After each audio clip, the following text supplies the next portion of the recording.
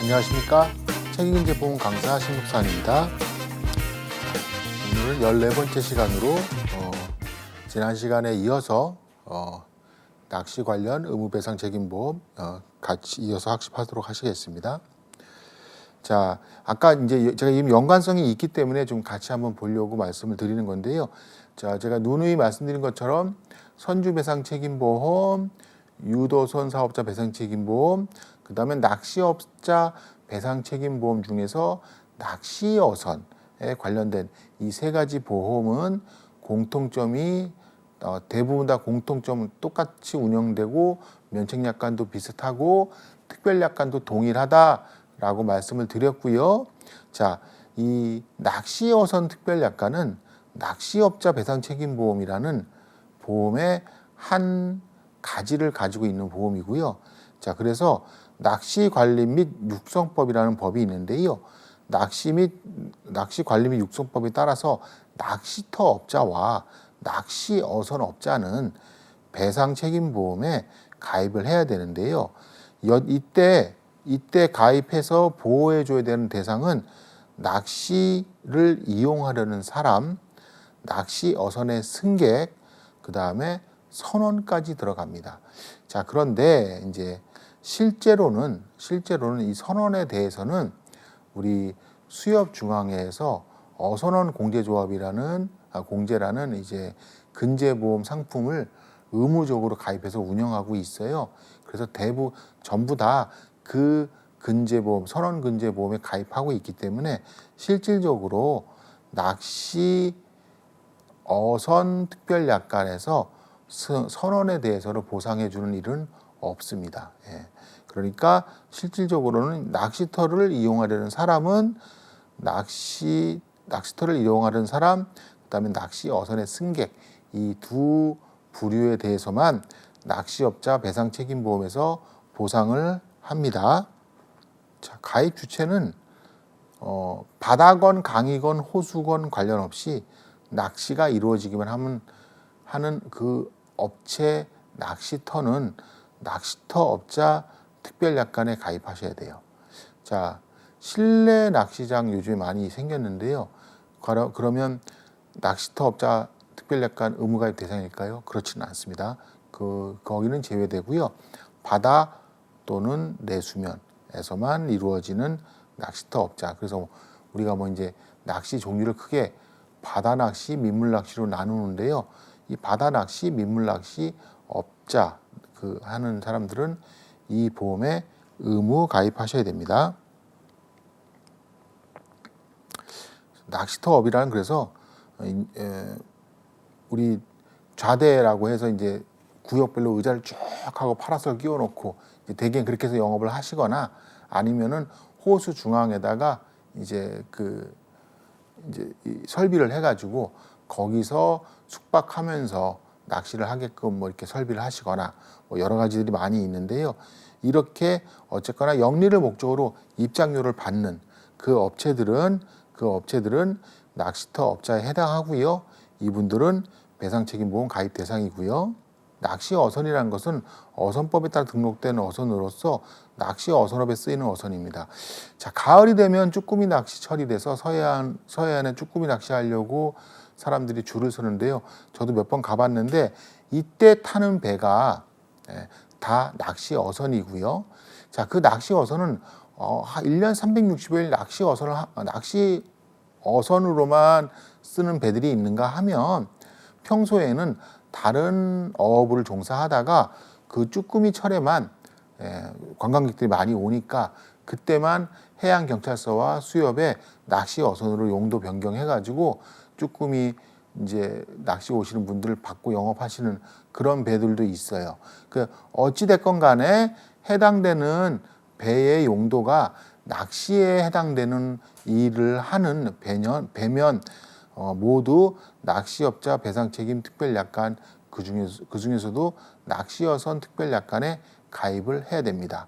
자, 낚시어선 특별약관에 있어서 면책사유는 우리가 앞에 전 시간에서 학습하셨던 선주배상 책임보험, 유도선 사업자 배상 책임 면책약관과 동일합니다. 그래서 계약자, 피보험자 그리고 선장, 승무원의 고의사고로 생긴 손해는 면책이고요. 승선한 승객 외에 제3자에게 발생한 손해도 면책이고, 자, 피보험자의 근로자가 피보험자의 업무 수행 중 사상한 경우에도 면책이 되고요. 자, 그래서 앞에서 배웠던 내용하고 거의 뭐 대동소이하고 같다고 보시면 되고요. 다만 우리가 정리해 두셔야 될 것이 유도선 사업자 배상 책임보험 같은 경우에는 피보험자의 피용인 면책약관이 제외돼서 선장, 선원 그 외에 피용인에게 발생한 손해는 유도선 사업자 배상 책임보험에 있어서는 보상을 해준다는 부분 좀 기억해 두시기 바라겠습니다. 자, 그리고 그 부분 또 이어서요. 법령 위반 등으로 인한 손해 면책, 선박의 뚜렷한 정원 초과로 생긴 손해에 대한 배상 책임 면책, 그러나 뚜렷한 정원 초과로 생긴 손해가 아님을 피보험자가 입증할 때는 마찬가지로 정원을 한도로 해서 아래의 산식에 따라 보상합니다 라고 했는데, 그 부분은 조금 제가 설명을 좀 뒤로 미루고요. 자, 유지 의무를 이행하지 않아 발생한 손해에 대한 배상 책임은 배에 관련된 보험은요, 유지 의무를 이행하지 않으면 면책인데, 유지 의무라는 것은 선박이 항상 안전하게 유지될 수 있도록 관리해야 되는 의무를 말합니다. 그래서 이 의무를 이행하지 않으면 대형 사고가 유발될 수 있기 때문에 보험사 입장에서는 일반적인 과실에 대한 부분뿐만 아니고 이러한 유지 의무 위반에 대한 면책 사유를 운영하게 되는 것입니다. 자, 뚜렷한 정원 초과로 생긴 손해에 대한 보상 책임에서 낚시업자 배상 책임, 그 중에서도 낚시 어선에 관련된 배상 책임에서 정원 초과가 생겼을 때는 어떻게 보상을 해주냐면, 피해자별 실제 손해액에 대해서 손해액을 산정을 먼저 하고요. 그리고 1인당 보상 한도액, 보통은 1억 5천만 원입니다. 1억 5천만 원을 적용해서 계산한 지급보험금의 합계액을 계산을 하고요. 그리고 계약 체결 시 승선 정원수 하고 사고 발생 시 승선 승객 수에 비례해서 보상을 해주게 됩니다. 자, 정원이 100명인 여객선에 200명이 탑승을 했고요. 그 중에 다른 199명은 다 괜찮은데 이분만, 한 명만 사망을 했다고 치면, 그리고 1인당 한도가 1억 5천이라고 치면, 결과적으로 그 사고로 발생한 손해는 1억 5천만 원이지 않습니까? 그런데 정원이 100명으로 기준으로 한 총 보상 금액이, 보상이 가능한 금액은 얼마냐면 150억입니다. 150억 안에 1억 5천이 들어가 있기 때문에 그냥 1억 5천을 다 받을 수 있어요. 그런데 그에 비해서 낚시 어선은 일단 손해액을 계산해요. 그래서 손해액이 1억 5천이다 계산을 했습니다. 그리고 정원이 100명인데 승선 인원이 200명이다. 그러면 2분의 1 감산을 해줍니다. 그래서 똑같은 정원 100명에 승선한 승객은 200명이 되고요. 그리고 각각 피해자는 1명이고 손해액은 1억 5천이라 하더라도 유도선 사업자 배상 책임보험 및 선주 배상 책임보험에서는 1억 5천을 받는 데 비해서 낚시어선 배상 책임보험에서는 7,500분이 받지 못하는 겁니다. 요게 그래서 낚시어선 배상 책임보험은 비교적 최근에 신설된 신설보험입니다. 그렇기 때문에 그 보험사 입장에서는 이 정원 초과에 대한 페널티, 이 예를 들어드린 선주 배상 책임보험과 유도선 사업자 배상 책임보험에서는 결국은 정원 초과에 대한 페널티가 아무것도 반영이 안 되는 일이 생길 수가 있어요. 150억 원 안에만 보상이 된다면. 그런데 그게 아니고 정원 초과에 대한 페널티가 부여되지 않는 그런 논리적인 문제, 그리고 폐해가 있기 때문에 이 신설된 보험인 낚시어선 배상 책임에서는 이 부분을 개선을 해서 무조건 정원에 대한 비례 보상으로 지급하도록 그렇게 약관을 운영하고 있습니다. 따라서 낚시어선 배상 책임보험의 뚜렷한 정원 초과로 생긴 손해에 대한 보상 책임 산정하는 공식과 선주 및 유도선 사업자 배상책임보험에서 산정하는 공식의 차이점 꼭 기억해 두시기 바라겠습니다. 자, 그 다음 체육시설 배상책임보험인데요. 자, 체육시설 배상책임보험은 거의 모든 체육 관련 시설과 업체는 여기에 해당이 돼요. 자, 그러면 골프장, 스키장까지는 알겠는데요. 자동차 경주장, 그리고 썰매장, 무도학원, 무도장까지 해당되고요. 체육도장, 골프 연습장, 체력 단련장, 당구장 같은 경우에는 자, 지금 위에 있는 업체와 밑에 있는 업체를 비교를 해보면 비교적 밑에 있는 업체는 영세한 규모가 작은 업체죠. 그래서 사실은 이런 업체들도 의무가입 대상 시설이 맞는데요. 이러한 영세한 점을 고려해서 소규모 체육시설로 분류를 해서 의무가입 의무는 부과하지 않고 선택에 의해서 가입할 수 있게끔 운영을 하고 있습니다. 자, 그래서 흔히 우리 태권도 도장, 그렇죠. 이런 경우는, 그리고 당구장, 우리가 제일 많이 접하는 것들인데요. 이런 경우들은 의무가입 대상은 아니고요. 자, 만약에 여러분 그렇다면 골프장에서 어떤 사고가 생겼다 한다면 골프장에서 가입한 배상책임보험인 체육시설 배상책임보험에서 보상을 하게 되는 것이고요. 수영, 자, 그래서 사고 제일 많이 나는 곳이 골프장, 스키장, 썰매장, 수영장, 그렇죠. 근데 사고가 났다 하면 큰 사고가 나는 곳들은 승마장이 그렇고요. 네, 승마장이 그렇고, 네. 그래서 이 해당되는 시설, 이 정도. 자, 의무가입 업체에 대해서 정리하시오. 이렇게까지는 문제 내지 않을 것이니까 이제 그런 부분은 고민하지 마시고 그냥 쉽게 편안하게 이런 게 의무가입 시설이구나 정도까지로만 정리해 두시면 되겠습니다. 자, 의무가입 한도는 자동차 손해배상보장법 시행령에 규정된 금액 이상인데요. 그래서 보통 1억 5천 제일 많이 가입하세요. 자동차 손해배상보장법 시행령에 사망 보상 1인당 사망 한도가 1억 5천이기 때문에 체육시설 배상책임보험도 1억 5천 한도 안에서 보상을 해줍니다. 자, 주요 면책약관. 각종 경기단체에 공식적으로 등록된 운동선수 및 그의 지도 감독을 위해서 등록된 자가 그 운동을 위하여 연습, 경기, 지도 중에 생긴 손해는 면책. 자, 우리 이 면책약관 어디서 보셨죠? 네, 학교 경영자 특별약관의 면책사유에서 보셨습니다. 고유 면책사유에서.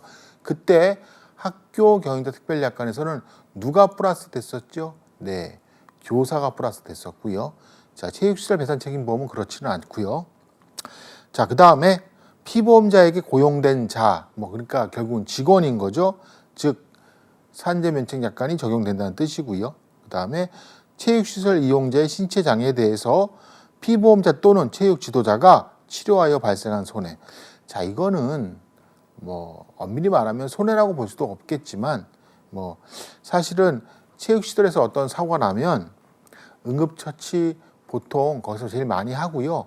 자, 우리 스키장 우리 겨울에 가 보시면은 우리 그 하우스 안에 이제 그 시설 안에 필연적으로 다 의무실이 운영을 하고 있습니다. 그래서 스키장 슬로프뿐만 아니고 스키장 시설 내에서 어떤 사고가 생기든지 간에 일단 그 의무실에서 먼저 조치를 해줘요. 그리고 중상을 입으면 당연히 이송을 해서 치료를 받고 하겠지만, 자, 그때마다 이런 부분 다 청구를 하게 되면 이거는 책임이 있는지 없는지도 따지기도 어렵고요. 그 다음에 실제 그 정도 비용이 지출됐는지도 확인하기도 어렵고 하기 때문에 면책으로 규정을 하고 있습니다. 자, 사회복지시설 배상책임보험은 다른 면책약관이나 이런 게 특이한 것은 없고요. 이 해당되는 업종이 어떤 업종인가 하는 부분만 정리를 좀 해주시면 되겠습니다. 그래서 보시면 자, 노인 관련 시설들, 아동 관련 시설들, 그래서 노인복지시설, 복합노인복지시설, 아동복지시설, 어린이집, 그리고 장애인 복지시설, 정신보건시설, 노숙인 시설, 이렇게 사회복지, 결핵한센센터, 지역자활센터, 성매매 피해, 뭐 가정폭력 피해, 한부모 가족, 다문화 가족 등등 우리 사회복지 분야에 해당되는 모든 관련 시설들은 사회복지시설 배상책임보험 의무가입 대상이고요. 예, 그렇고 자 여기서 조금 구분해 주셔야 될 게 어린이집은 사회복지시설 배상책임보험 의무가입 시설인데 비해서요. 유치원은요. 학교경영자 특별약관에 가입하면 됩니다. 물론 유치원, 초등학교, 중학교, 고등학교, 대학교 뭐 다 마찬가지인데 학교경영자 특별약관에 가입하실 수도 있긴 한데요. 자, 우리 국가에서 학교 안전 공제라는 그 공공 보험과 유사한 공제 상품을 운영을 하고 있어요. 그래서 사실은 대부분의 학교는 뭐 거의 뭐 100%라고 할 수 있는데 학교 안전 공제에 가입을 하고 있고요. 자, 어린이집 같은 경우에는 사회복지시설 배상책임보험에 가입하는 것이 의무화되어 있다는 거. 그러니까 즉 비슷한 역할을 하는 유치원하고 어린이집이지만 각각의 가입해야 되는 보험은 다르다는 거 좀 기억해 두시고요. 자, 어린이 놀이시설 배상책임보험. 자, 어린이 놀이시설 배상책임보험은 어린이 놀이시설의 관리 주체 및 안전검사 기관이 가입을 해야 되고요.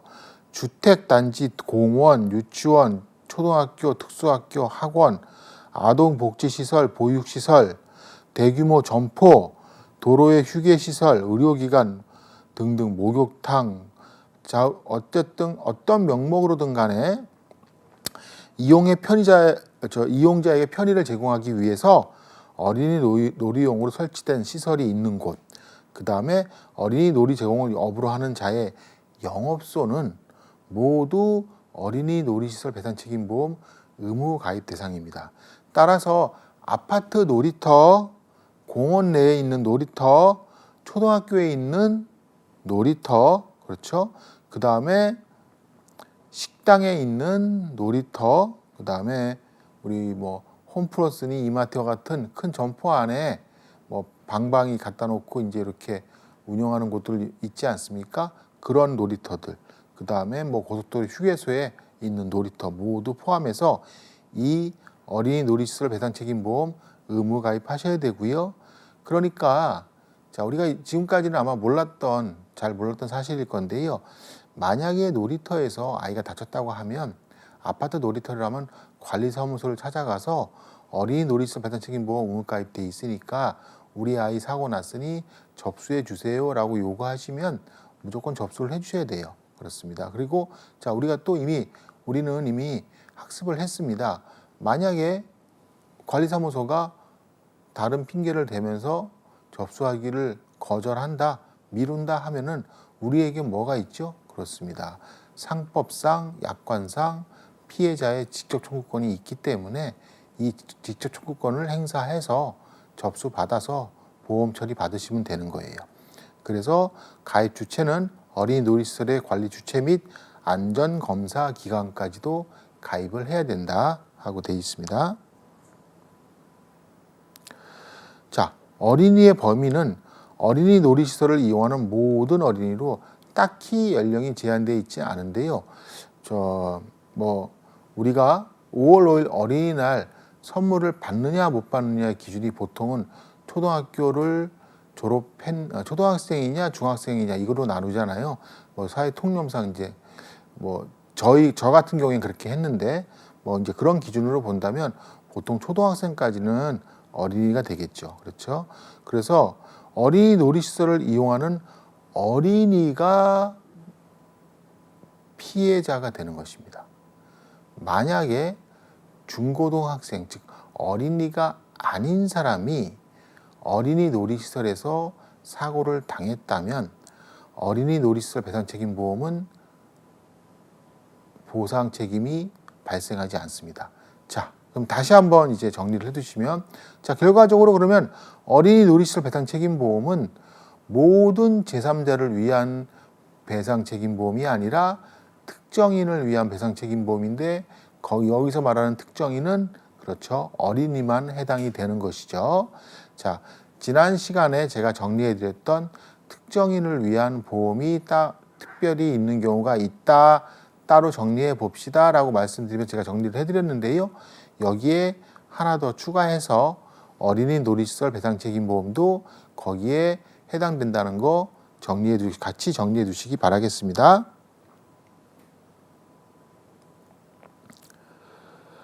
자, 이제 계속 이어서 의무배상책임보험 진행하겠는데요. 자, 승강기 배상책임보험. 자, 승강기 배상책임보험은 이제 우리가 뭐 이미 제목으로도 알 수 있는 것처럼 승강기 사고에 대한 책임을 의무적으로 보상받기 위해서 가입을 하는 것인데요.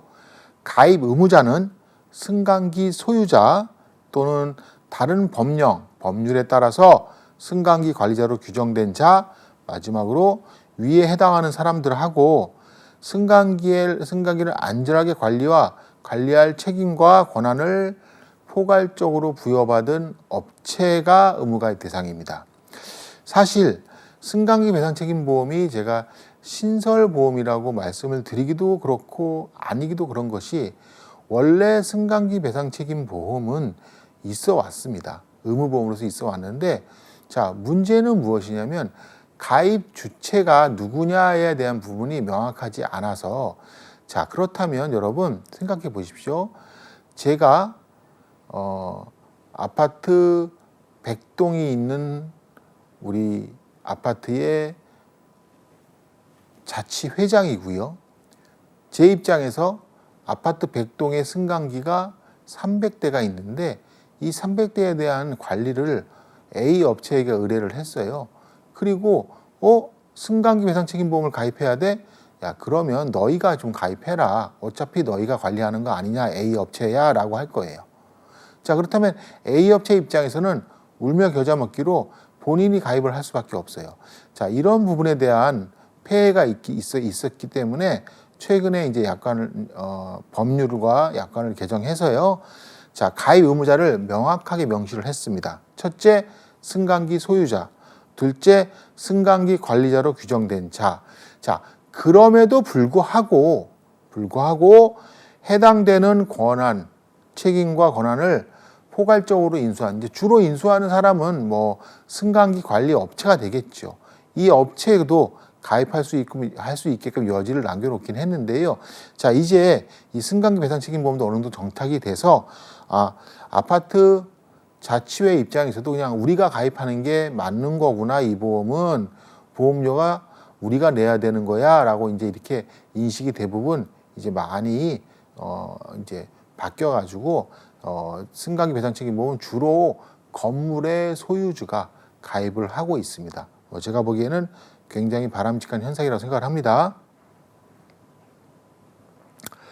자, 의무 가입 대상 승강기는 자, 사람이나 물건을 오르고 내리고 이동시키는 모든 승강기가 다 가입 대상은 아니고요. 다 엘리베이터, 에스컬레이터, 휠체어용 리프트 이 세 가지가 의무 가입 대상입니다. 엘리베이터, 에스컬레이터, 휠체어용 리프트. 자, 보상하는 손해는 승강기 사고로 발생한 피보험자의 법률상 손해배상 책임으로 완성 작업 위험을 포함합니다. 라고 되어 있습니다. 자, 그래서 승강기 배상 책임보험을 만약에 소유자와 법령에 따라서 관리 권한을 위탁받은 관리자가 가입했다면 승강기 배상 책임보험은 기본적으로 시설 소유 관리자 특별약관과 유사할 것입니다. 자, 그런데 세 번째 항목 권한과 책임을 위탁받은 업체가 승강기 배상 책임보험에 가입했다면 자, 이 업체의 기준에서는 승강기를 보수 수리하는 과정에서 사고가 생길 수도 있을 것이고요. 승강기를 보수 수리 완료한 후 사무실로 돌아왔는데 그 보수 수리가 잘못돼서 사고가 생길 수도 있을 것입니다. 첫 번째 사고는 어떤 사고죠? 점유를 벗어나지 않은 사고죠. 따라서 도급업자 특별약관. 두 번째 사고는 어떤 사고죠? 점유를 벗어난 완성작업 위험 사고입니다. 따라서 생산물 배상 책임 보험의 영역인데요.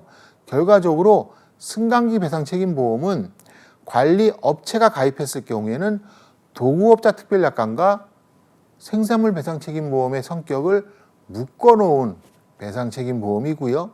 앞에서 말씀드린 소유자나 관리자가 가입했을 때는 시설 소유 관리자 특별약관과 유사한 약관으로서 의무보험에 해당되는 것이고요. 이렇게 구분을 할 수 있습니다. 자, 이와 유사한 것이 제가 우리 지난 시간에 학습했던 가스 배상 책임 보험도 마찬가지인데요.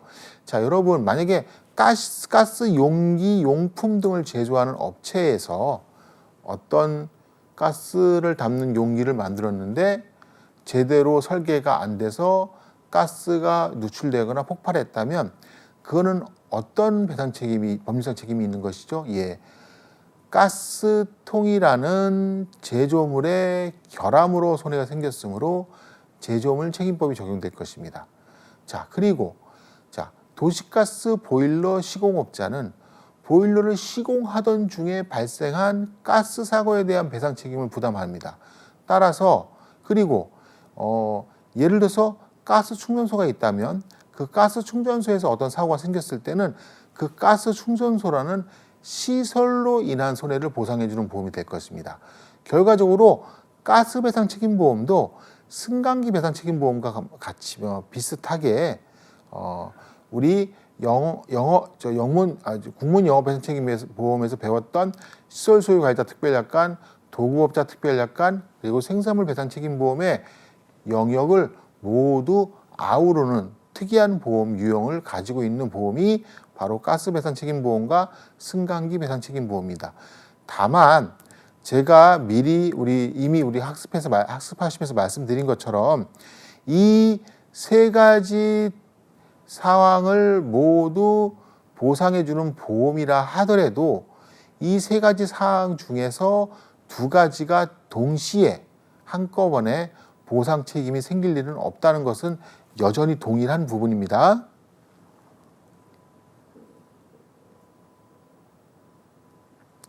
자, 보상 한도는 1인당 사망 같은 경우에는 8천만 원이고요. 또 사망 최저보상금 2천만 원으로 규정되어 있어서 자, 다시 한번 말씀드리지만 모든 의무보험의 사망 최저보상금은 2천만 원이라는 거, 예, 1억 5천짜리 보험이건 8천짜리 보험이건 1억짜리 보험이건 2천이라는 거 기억해 두시고요. 자, 피해자 1인당 8천만 원의 사망 한도예요. 자, 이 한도와 같은 보험이 어디 있죠? 네, 가스 배상 책임 보험이 그렇죠. 자, 부상은 1,500, 가스 배상 책임 보험하고 같고요. 후유장애 8천만 원, 가스 배상 책임 보험하고 같습니다. 자, 면책약관은 피보험자가 소유, 점유, 임차, 사용, 보호, 관리, 통제하는 재물이나 재물이 손해를 입었을 때 또는 그 재물에 대하여 정당한 권리를 가지는 사람에게 부담하는 손해에 대한 손해배상 책임은 보상해 주지 않고요. 다만 자동차용 엘리베이터의 경우 운전자가 탑승한 경우에는 보상해 준다고 예외 규정을 가지고 있습니다. 자, 생각해 보시면요. 자, 에스컬레이터는 뭐 이제 사람이 올라가고 내려가고 하는 기계니까 그렇다고 치고요. 휠체어용 리프트도 오직 이제 휠체어 타신 우리 장애인들만 이용하는 거니까 이제 알겠고요. 자, 엘리베이터의 경우에는 굉장히 종류가 많은 게 짐만 실어나르는 엘리베이터가 있고요. 짐과 사람을 같이 실어나르는 엘리베이터가 있습니다. 짐만 실어나르는 엘리베이터는 승강기 배상 책임 보험의 가입 대상이 아닙니다. 자, 그래서 사람만 실어나르거나 사람과 짐을 실어날 수 있는 엘리베이터, 이것이 승강기 배상 책임 보험의 의무가입 대상이고요. 자, 그래서 여러분 우리가 주차 타워에 주차를 하고 1층에 차를 밀어넣고 시동 끄고 키를 꼽아둔 채로 나오는 그런 주차장이 있지 않습니까? 이때 그 승강기는 승강기 배상 책임 보험의 의무가입 시설이 아닙니다. 자, 그런데 이번에는 자동차용 리프트에 같이 탑승을 하고 내려가거나 올라가서 거기서 내려서 이동하는 그런 종류의 자동차용 승강기가 있는데 그 승강기는 승강기 배상 책임 보험에서 말하는 승강기고 자동차용 엘리베이터에 해당하므로 운전자가 탑승한 경우에는 해당되는 차량에 관한 손해까지 모두 보상해 줍니다. 예, 다시 한번 자 피보험자가 소유, 사용, 관리하고 통제하는 재물에 대한 손해는 면책인데요. 또는 그 재물에 대해서 정당한 권리, 이 재물을 자동차로 바꾸면 피보험자가 소유, 사용, 관리하는 자동차, 그렇죠. 주차장 업자한테 맡겼을 테니까 그런 자동차가 될 것이고요. 그 자동차에 대해서 정당한 권리를 가지는 차주에게 부담하는 손해배상 책임은 보상해 주지 않는데, 자동차용 엘리베이터가 운전자가 탑승한 경우에는 이를 보상해 준다라는 것입니다. 다만 피보험자나 또는 피보험자의 근로자가 탑승한 경우에는 제외돼. 즉 그렇죠. 고객이 와서 고객님 키 꼽아두고 내리세요. 저희가 해드릴게요. 했을 때는 이 재물에 대한 손해는 보상해 주지 않는데요. 그게 아니고 고객이 직접 들어가서 위아래로 움직인 후에 정차하는 구조의 엘리베이터는 그 자동차에 대한 손해까지 모두 보상해 준다는 점입니다. 자, 그래서 피보험자 면책약관, 피용인 면책약관을 운영하고 있고요. 자, 승강기의 수리, 개조, 점검, 유지, 보수, 신축, 철거 공사 중 발생한 손해에 대한 배상 책임은 보상해 주지 않는데, 자, 이거는 승강기 유지 업체에 대한 부분에서는 해당되지 않는 내용이고요. 자, 승강기 자체 손해에 대한 배상 책임은 면책이고요. 자, 무슨 얘기냐면 만약에 소유주나 관리자가 승강기 배상 책임 보험의 의무가입 대상으로서 의무가입을 했는데 그 소유주나 관리자가 임의로 수리하거나 개조하거나 하는 것들은 면책이라는 뜻이고요.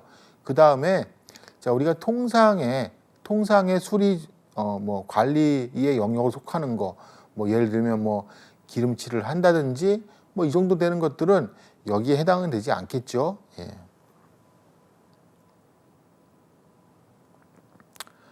자, 야영장 배상 책임 보험. 자, 캠핑장을 포함한 야영장, 카라반 야영장이라든지 아니면 우리가 텐트를 가져가서 설치하는 야영장이라든지 아니면 미리 설비가 있는 야영장, 이걸 뭐라고 하는지 제가 지금 얼핏 기억이 나지 않는데요.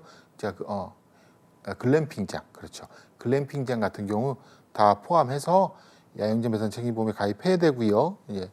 자, 이 보험은 연역은 그 글램핑장에서 화재 사고가 생겨가지고요. 두 가족이 같이 놀러 갔다가 한쪽 편에는 아버지와 아들들이, 그리고 한쪽 편에는 어머니와 우리 딸들이 자다가 이 누전으로 인한 화재로 참사가 발생하는 그런 사고가 있었습니다. 그런데 그 야영장이 영세해서 배상 책임 보험에 가입되지 않았다는 거죠. 어디 가서 개인의 자력이 없는 한 배상을 받을 길이 굉장히 어려워진 이런 상황이 생겼다는 거죠. 그래서 그거에 대한 반성으로 야영장 배상 책임 보험을 신설을 했고요. 자, 보상 한도는 1인당 1억 원입니다. 자, 1억 원짜리 처음 나왔죠. 예, 한도 1억 원짜리 처음 나왔습니다. 부상은 2천만 원입니다. 마찬가지로 부상 한도 2천만 원짜리 처음 나왔습니다. 이제 후유장애는 1억 원이고요. 특이한 건 14급은 700도 아니고 600도 아닌 630입니다. 예, 요거 좀 특이하니까 그냥 제가 혹시 모르니까 한번 기억해 보시라고 말씀 한번 드린 거고요. 자, 면책약관은 시설 소유가이자 특별약관하고 유사합니다. 거의 대동소이한데 다만 피보험자의 피용인 면책약관이 없어요. 왜 그럴까요? 예, 제가 말씀드린 것처럼 야영장 운영하는 사람들이 대부분 영세하세요. 그래서 가족끼리 운영하고 관리하거나 아니면 직원이라고 해봤자 외국인 근로자를 쓴다든지 이렇게 해서 운영을 하는 곳들이 대부분이세요. 그런데 이분들은 그러면 산재보험 보호 대상이 되지가 않거든요. 따라서 우리 유도선 사업자 배상책임보험처럼 같은 취지로 피보험자의 피용인을 면책한다는 약관은 운영하고 있지 않습니다. 자, 그렇다면 피보험자의 피용인으로서 피보험자의 업무 수행 중 사상한 경우에 원칙적으로 배상책임보험에서는 면책인데요. 자, 이들을 보상해 주는 보험 이제 우리가 검토해 본다면 지금 학습하신 야영장 배상 책임보험, 유도선 사업자 배상 책임보험, 재난 배상 책임보험, 다중이업소용 화재 배상 책임보험, 그다음에 특약보 화재보험, 이렇게 5가지가 되겠죠. 이 5가지 중에서 뒤에서 꼽은 3가지 보험은 다만 어떤 거, 종업원 부보장 특별약관에 가입돼 있다면 그때는 면책이 되는데, 그렇지 않고 약관상의 면책 사유에는 들어가 있지 않다는 거 다시 한번 정리해 두시기 바라겠습니다. 맹견배상 책임보험은 가장 최근에 신설된 배상 책임보험 의무보험인데요. 자, 보상하는 손해는 보험증권에 기재된 맹견의 행위로, 그렇죠. 보험을 가입하실 때 이미 그 해당되는 맹견을 특정해서 기재를 해야 돼요. 마치 우리 가족 일상생활 배상 책임보험에서 그 주택을 특정해서 보험증권에 기재하는 것처럼 기재를 해놔야 되고요. 그 맹견의 행위로 기인하는 우연한 사고로 타인의 신체 장애하고 타인 소유의 동물의 손해를 입힌 손해를 보상해 줍니다. 자, 그래서 여기 특이한 점이 첫째는 보험증권에 기재된 맹견의 행위에 대한 것만 보상을 해주고요. 둘째, 타인의 신체 장애에 대한 손해를 보상해 주는 건 알겠는데, 원칙적으로 배상책임보험에서는 타인의 신체 장애와 타인의 재물에 발생한 손해를 보상해 주는 게 원칙이죠. 그런데 타인의 재물 손해를 모두 보상해 주는 것이 아니고요. 타인 소유의 동물의 손해를 입힌 것을 보상을 해주는 보험이 맹견 배상 책임보험입니다. 굉장히 특이한 규정인데, 자, 생각을 해보신다면 어떤 상황을 가정에서 만든 것이냐면요. 자, 맹견이라는 것은 굉장히 위험한 견종들만 꼽아놨어요. 이제 뒤에서 제가 말씀을 드리겠는데, 이 맹견에 대해서 어떤 일이 주로 발생하는 손해는 다른 사람을 물거나 놀래켜서 다른 사람을 다치거나, 아니면 지나가던 다른 동물에 대한 해를 입히거나, 이런 경우들이 주로 발생하는 사고의 유형일 것입니다.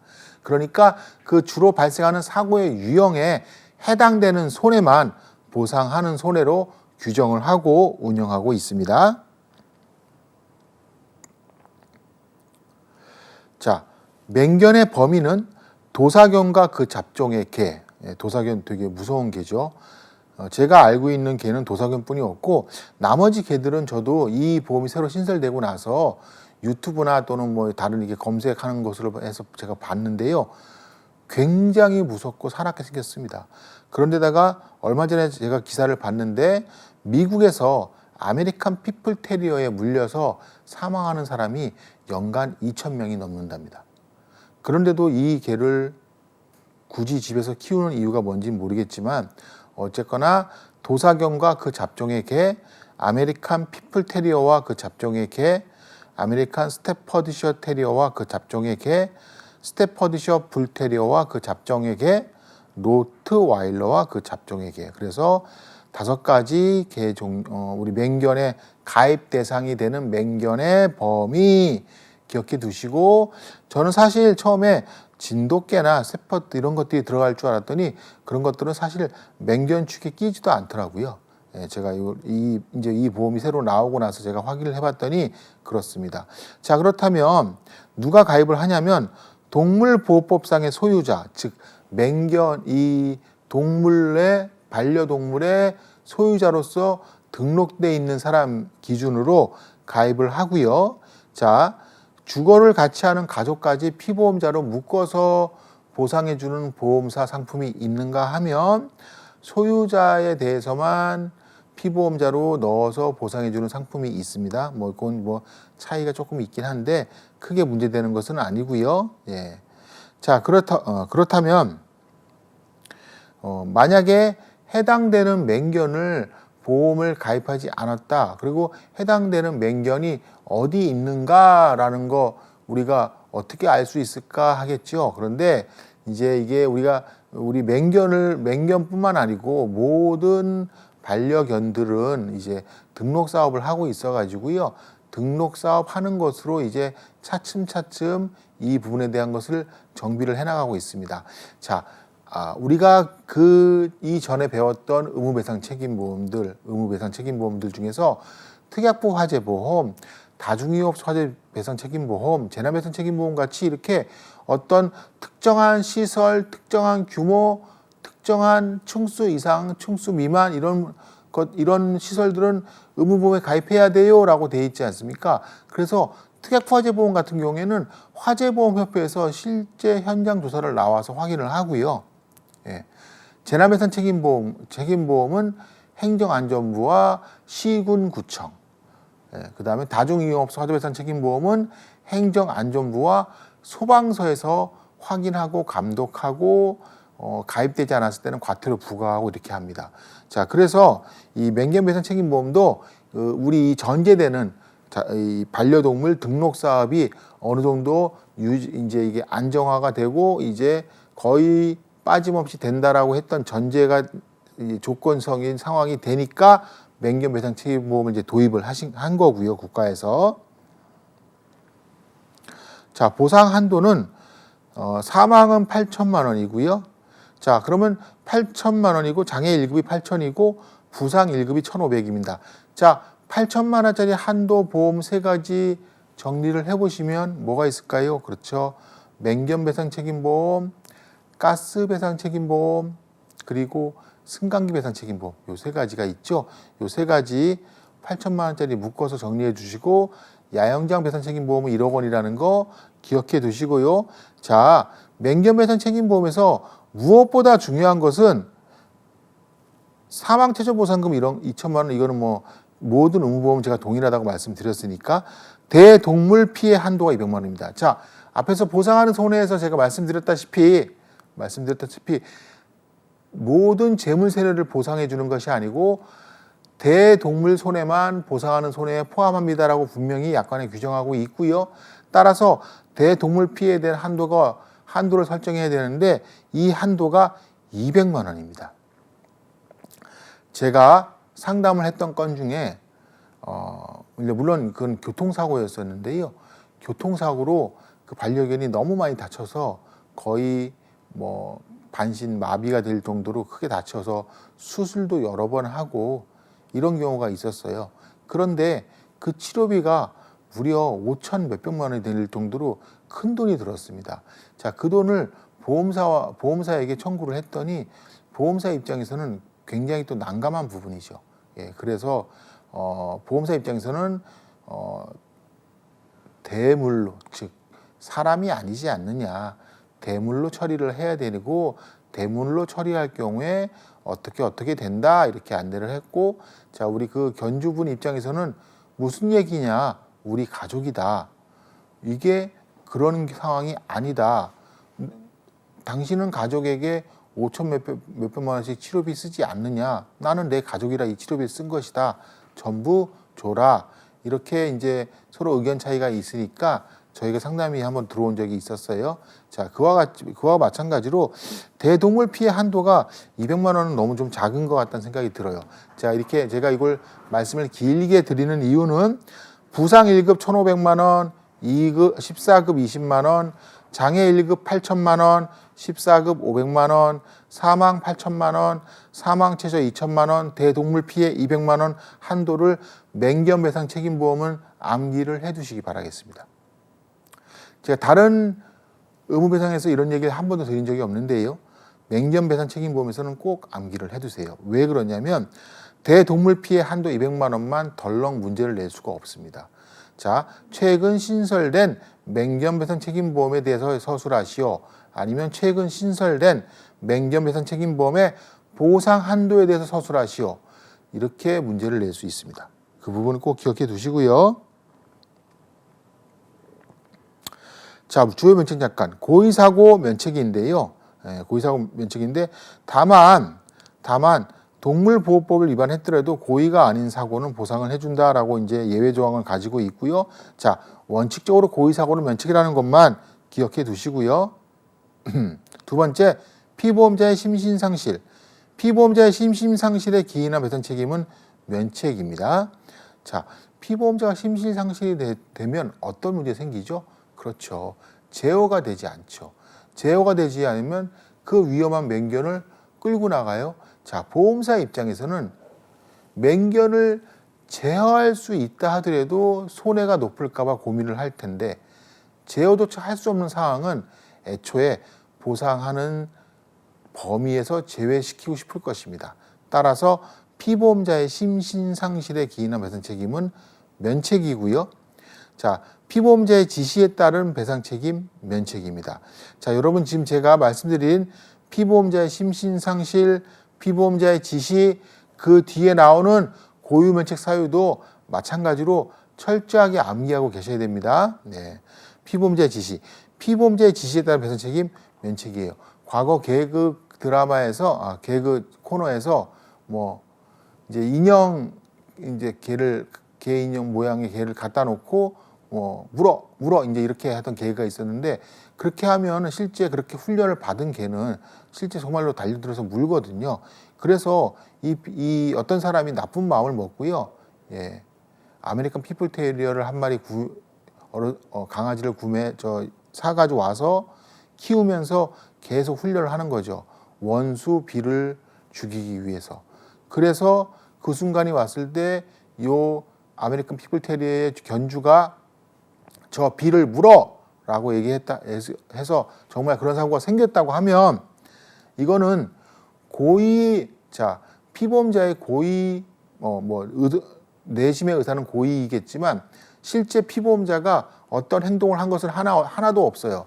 그렇지만 그것 자체가 이미 피보험자의 지시에 의한 것이기 때문에 면책으로 규정하고 있는 것이고요. 자, 친족사상 면책약관. 피보험자와 세대를 같이 하는 친족에 대한 배상 책임은 면책입니다. 자, 피보험자와 세대를 같이 하는 친족, 우리 어디서 보셨죠? 네. 일상생활 배상 책임보험, 가족 일상생활 배상 책임보험, 자녀 배상 책임보험에서 면책약관에서 보셨습니다. 그래서 맹견 배상 책임보험에서도 친족에 대한 면책약관이 있다는 거 기억해 두시고요. 범죄 행위나 경주, 수색, 폭약, 탐지, 구조, 투견, 실험, 수렵 등으로 인해서 발생한 손해는 면책인데요. 자, 제가 말씀을 드리면 이러한 면책약관을 보신다면 결과적으로 맹견 배상 책임 보험은 누가 가입하는 것이냐면은 맹견의 소유주가 일상생활에서 맹견으로 인한 피해를 배상하기 위해서 가입하는 보험임을 알 수 있습니다.